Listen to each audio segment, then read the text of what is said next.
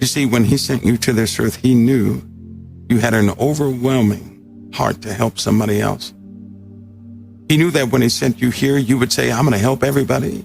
I'm going to do this. I'm going to do that. I'm going to do all these good things. He knew what was in your mind, your imaginations. He knew you thought that the world was initially a playground until the world betrayed you and it turned very dark.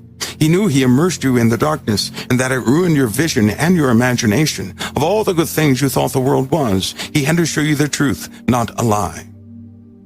So that after you would go throughout your life cycle, you would understand what darkness is. Because one day you would be sent right back into the darkness.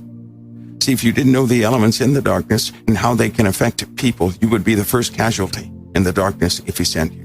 In other words, he can never send you in the darkness if you have no experience in the darkness.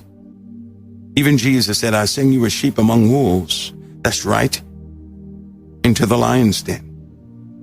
He knew that you would have a desire to help, and all those who need help are in the darkness. So he put you in the wilderness. You had ambition. You had a plan. But it carefully demonstrated to you what darkness really is and how bad it really hurts.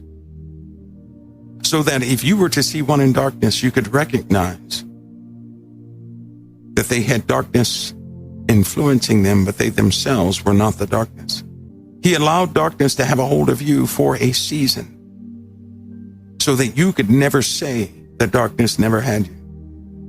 He had you guilty for a reason so that you can never brag that you were never guilty.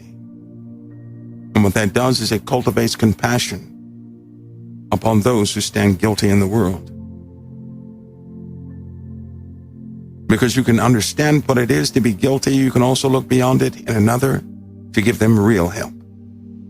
And based on where you are going to be sent, so did the Father expose you to a level of darkness. That darkness may never trick you or fool you or destroy you.